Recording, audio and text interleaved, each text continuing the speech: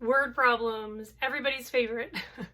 So we're going to take a couple minutes and apply what we've been learning, converting percents to decimals and fractions and all of that, and see if we can figure out why it's important to know how to do that.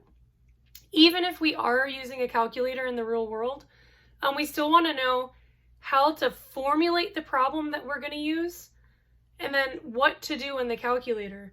Because when there's sales, I know in particular that might be a big area where you're going to be using some of this, is calculating percentages. So a lot of us might have a hard time trying to figure out how to formulate the problem. So in the book, in section 6.2, it's going to give you the problems, but you have to translate them. And this is going to help you learn how to do it in the real world, where they're not providing the word problem for you, but at least you'll know how to make the word problem in your head and then kind of work through it using your calculator.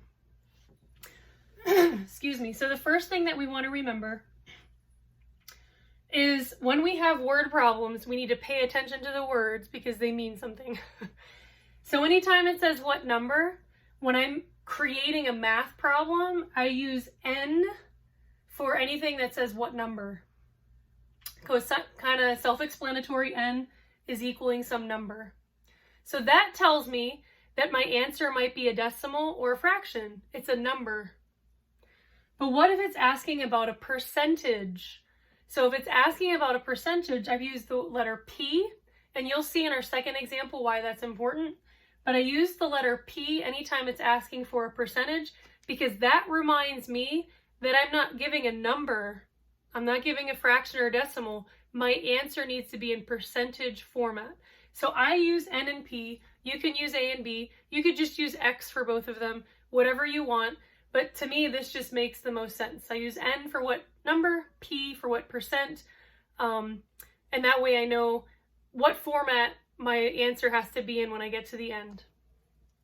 Whenever you see the word is in a translation problem, the word is represents the equals sign. So anytime you see the word is, you know there's going to be an equal sign in that location. And then the word of is your hint or your keyword for multiply.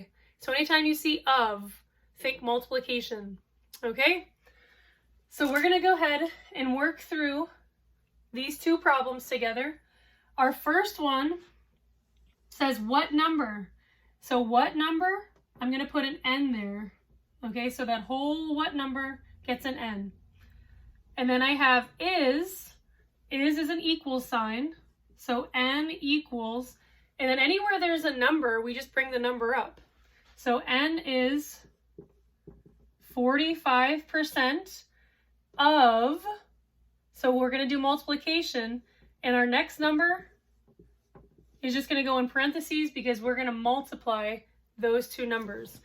Now, when you multiply, if you're doing this on a calculator, you need to remember to type 45%, okay?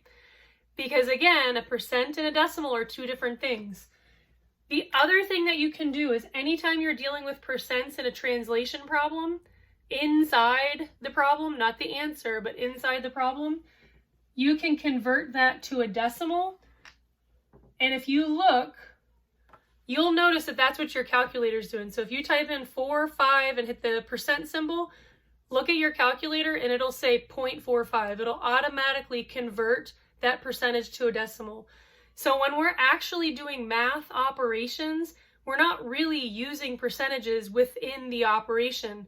We're converting that percent to a decimal, and then we're calculating or doing our operations with decimals. So we're going to have N equals 0.45 times 120. And now you can solve that. You can get your calculator out and do 0.45 times 120, and then you'll know what N equals. So this is an example of a translation problem. So let's do the next one. We have what percent. So what percent is going to get a P? That whole thing is just going to be a P. And then we have an of here. So of is multiplication. That means the next number is going to go in parentheses. So 1500 is our equal sign, and then 540. So now we have P times 1,500 equals 540, and we want to know what P equals. So how do we find P? So you got to think back to our properties of equality. When you're trying to solve for a missing variable, when you're trying to solve for it, you have to get it by itself. So up here, this was nice. The n was all by itself on the side of the equal sign, but the P is with another number. So remember our division property of equality. So you would divide both of these sides by P. So you would have P times 1500, but you would divide by 1500 so that you could get the P by itself. But whatever you do to one side, you're going to have to do to the other side. So you're going to end up with P equals 540 over 1500.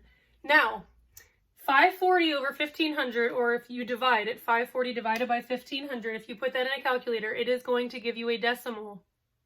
This is why I use a different letter, a different variable when I'm dealing with what percent. Because when this spits out a number, it's spitting out a number, not a percent. It's going to give you a decimal. And we don't want that. We want it to be in a percent. So take that decimal and just remember that to convert it from a decimal to a percent, you got to move the decimal over 2 places. So that's the last step you have to do on these problems whenever it says what percent. So whenever I see this P here, to me, that's just a visual reminder that, hey, no, you're not done. Make sure you turn this decimal into a percent and put your percent sign, because we're trying to calculate a percentage, not a number.